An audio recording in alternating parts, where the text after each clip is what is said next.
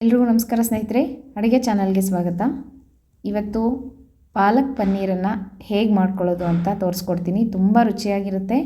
ಈರುಳ್ಳಿ ಬೆಳ್ಳುಳ್ಳಿ ಇಲ್ಲದೇ ರುಚಿಯಾಗಿ ಹೇಗೆ ಮಾಡ್ಕೊಳ್ಳೋದು ಅಂತ ಇವತ್ತು ನಿಮಗೆ ತೋರಿಸ್ಕೊಡ್ತೀನಿ. ಮೊದಲಿಗೆ ಒಂದು ಬೌಲಲ್ಲಿ ನೀರು ಕಾಯೋದಕ್ಕೆ ಇಡಬೇಕು. ನೀರು ಚೆನ್ನಾಗಿ ಕುದಿಬೇಕು. ಅದಕ್ಕೆ ಒಂದು ಸ್ವಲ್ಪ ಉಪ್ಪನ್ನು ಹಾಕ್ಕೊಂಡು ಪಾಲಕ್ ಸೊಪ್ಪನ್ನು ಚೆನ್ನಾಗಿ ಮೊದಲಿಗೆ ನೀರಲ್ಲಿ ತೊಳ್ಕೊಬೇಕು.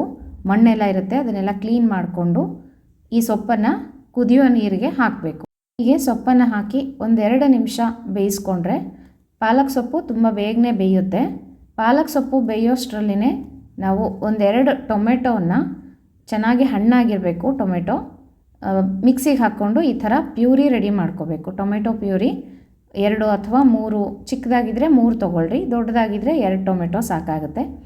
ಅಷ್ಟೊತ್ತಿಗೆ ನೋಡಿರಿ ಪಾಲಕ್ ಸೊಪ್ಪು ಸಹ ಚೆನ್ನಾಗಿ ಬೆಂದಿದೆ. ಇದನ್ನು ತೆಕ್ಕೊಂಬಿಟ್ಟು ತಣ್ಣೀರಲ್ಲಿ ತೊಳ್ಕೊಂಡು ಇದಕ್ಕೆ 2 ಹಸಿಮೆಣಸಿನ್ಕಾಯಿ, 1 ಇಂಚಿನಷ್ಟು ಶುಂಠಿ ಹಾಕ್ಕೊಂಡು ನುಣ್ಣಗೆ ಪೇಸ್ಟ್ ಮಾಡ್ಕೋಬೇಕು.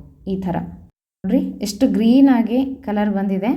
ಈಗ ಒಂದು ಬಾಣಲಿ ಇಟ್ಕೊಂಡು ಇದಕ್ಕೆ ಒಂದು ದೊಡ್ಡ ಚಮಚದಷ್ಟು ಎಣ್ಣೆಯನ್ನು ಹಾಕೋಬೇಕು. ಮತ್ತು 1 ಚಮಚದಷ್ಟು ಜೀರಿಗೆಯನ್ನು ಹಾಕ್ಕೊಂಡು ಸ್ವಲ್ಪ ಪರಿಮಳಕ್ಕೆ ಇಂಗನ್ನು ಹಾಕ್ಕೊಂಡು ಜೀರಿಗೆ ಚೆನ್ನಾಗಿ ಸಿಡಿಬೇಕು, ಅಲ್ಲಿ ತನಕನೂ ಫ್ರೈ ಮಾಡ್ಕೋಬೇಕು. ಇದಕ್ಕೆ 2 ಚಮಚದಷ್ಟು ಕಡಲೆ ಹಿಟ್ಟನ್ನು ಹಾಕ್ಕೊಂಡು ಫ್ರೈ ಮಾಡ್ಕೋಬೇಕು. ಎಣ್ಣೆಯಲ್ಲಿ ಚೆನ್ನಾಗಿ ಹಸಿ ವಾಸನೆ ಹೋಗಬೇಕು, ಅಲ್ಲಿ ತನಕನೂ ಹುರ್ಕೋಬೇಕು. ಈ ಥರ ಕಡಲೆ ಹಿಟ್ಟನ್ನು ಹಾಕೋದ್ರಿಂದ ಬೈಂಡಿಂಗ್ ಚೆನ್ನಾಗಿರುತ್ತೆ ಗ್ರೇವಿಗೆ, ಮತ್ತು ಟೇಸ್ಟು ಸಹ ತುಂಬ ಡಿಫ್ರೆಂಟಾಗಿ ಇರುತ್ತೆ. ಈ ಥರ ಒಂದು 5ರಿಂದ 10 ನಿಮಿಷ ಚೆನ್ನಾಗಿ ಕಡಲೆ ಹಿಟ್ಟನ್ನು ಫ್ರೈ ಮಾಡಬೇಕು. ಘಮ್ಮಂತ ಪರಿಮಳ ಬರಲಿಕ್ಕೆ ಶುರುವಾಗುತ್ತೆ. ಒಂಚೂರು ಕಲರ್ ಚೇಂಜ್ ಆಗ್ತಾ ಬರುತ್ತೆ, ಅಲ್ಲಿ ತನಕನೂ ಫ್ರೈ ಮಾಡ್ಕೋಬೇಕು. ನಾನು ಈರುಳ್ಳಿ ಬೆಳ್ಳುಳ್ಳಿ ಇಲ್ಲದೇ ಎಲ್ಲ ಅಡುಗೆಗಳನ್ನು ತೋರಿಸ್ತಾ ಇರ್ತೀನಿ. ನಿಮಗೆ ಹೇಗೆ ಅನಿಸುತ್ತೆ ಅಂತ ಕಮೆಂಟ್ ಮಾಡಿ ತಿಳಿಸೋದು ಮರಿಬೇಡ್ರಿ. ಈಗ ಇದಕ್ಕೆ ಟೊಮೆಟೊ ಪ್ಯೂರಿಯನ್ನು ಹಾಕಬೇಕು. ನಾನಿಲ್ಲಿ 2 ದೊಡ್ಡ ಟೊಮೆಟೊನ ಪೇಸ್ಟ್ ಮಾಡಿ ಇಟ್ಕೊಂಡಿದ್ದೆ, ಅದನ್ನು ಹಾಕಿ ಚೆನ್ನಾಗಿ ಕಲಿಸ್ಕೊಂಡಿದ್ದೀನಿ. ನೋಡಿರಿ ಈ ಥರ 1 ಕುದಿ ಬರೋ ತನಕನೂ ಟೊಮೆಟೊನ ಚೆನ್ನಾಗಿ ಕುದಿಸ್ಕೋಬೇಕು. ಇದಕ್ಕೆ 1 ಚಮಚದಷ್ಟು ಅರಿಶಿನ, 1 ಚಮಚದಷ್ಟು ಧನಿಯಾ ಪೌಡರ್ ಹಾಕಿದ್ದೀನಿ. ಈಗ ಒಂದು ಸಲ ಚೆನ್ನಾಗಿ ಕಲಿಸ್ಕೊಂಡು ಇನ್ನೊಂದು ಸ್ವಲ್ಪ ಇದನ್ನು ಕುದಿಸ್ಕೋಬೇಕು. ನಮಗೆ ಗ್ರೇವಿ ಆಗ್ತಾ ಇದೆ ಅಂತಂದರೆ ಆಗಲೇ ಒಂದು ಸ್ವಲ್ಪ ಎಣ್ಣೆ ಬಿಟ್ಕೊಂಡು ಬರುತ್ತೆ, ಮತ್ತು ಸ್ವಲ್ಪ ಗಟ್ಟಿ ಆಗ್ತಾ ಬರುತ್ತೆ.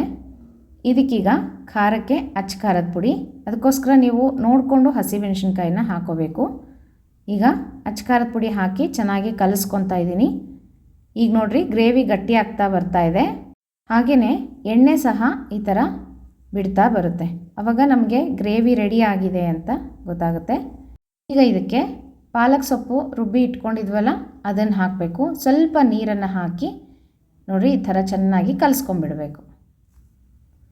ಹೀಗೆ ಕಲಿಸ್ತಾ ಮತ್ತೆ ಇನ್ನೊಂದು ಚೂರು ಗಟ್ಟಿ ಆಗ್ತಾ ಬರುತ್ತೆ. ನಿಮಗೆ ತುಂಬ ಗಟ್ಟಿ ಅನಿಸಿದ್ರೆ ಇನ್ನೊಂದು ಸ್ವಲ್ಪ ನೀರನ್ನು ಸೇರಿಸ್ಕೋಬೋದು.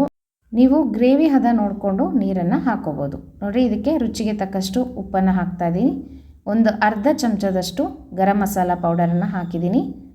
ಈಗ ಚೆನ್ನಾಗಿ ಒಂದು ಮಿಕ್ಸ್ ಕೊಟ್ಬಿಡೋಣ. ಈಗ ಗ್ರೇವಿ ರೆಡಿಯಾಗಿದೆ. ಇದಕ್ಕೆ ಪನ್ನೀರ್ ಕ್ಯೂಬ್ಸ್ನ ಹಾಕ್ತಾಯಿದ್ದೀನಿ. ನಾನಿಲ್ಲಿ 250 ಗ್ರಾಮ್ ಅಷ್ಟು ಪನ್ನೀರ್ ತೊಗೊಂಡಿದ್ದೆ. ನೀವು ಎಷ್ಟಾದರೂ ಹಾಕೋಬೋದು. ಕೆಲವರು ಪನ್ನೀರನ್ನ ತುಂಬ ಇಷ್ಟಪಡ್ತಾ ಇರ್ತಾರೆ, ಅಂಥವರು ಜಾಸ್ತಿ ಸಹ ಹಾಕ್ಕೊಂಡು ನೋಡಿ ಈ ಥರ ಒಂದು ಮಿಕ್ಸ್ ಕೊಟ್ಬಿಡಬೇಕು. ತುಂಬ ರುಚಿಯಾದಂತಹ ಪಾಲಕ್ ಪನ್ನೀರ್ ರೆಡಿ ಆಗುತ್ತೆ. ತುಂಬ ಟೇಸ್ಟಿಯಾಗಿರುತ್ತೆ. ನೀವು ಎಲ್ಲ ಒಂದು ಸಲ ಟ್ರೈ ಮಾಡಿರಿ. ಕೊನೆಯದಾಗಿ ಇದಕ್ಕೆ ಸ್ವಲ್ಪ ಕ್ರೀಮನ್ನು ಹಾಕೋಬೇಕು. ಮನೆಯಲ್ಲಿರುವಂಥ ಕೆನೆಯನ್ನು ಸಹ ನಾವು ಸ್ವಲ್ಪ ಬೀಟ್ ಮಾಡಿ ಹಾಕಿದ್ರೂ ತುಂಬ ರುಚಿ ಇರುತ್ತೆ. ನಾನು ಕೆನೆನೇ ಹಾಕಿದ್ದೀನಿ. ಕೆನೆ ಹಾಕಿದ್ಮೇಲೆ ಜಾಸ್ತಿ ಕುದಿಸ್ಬಾರ್ದು.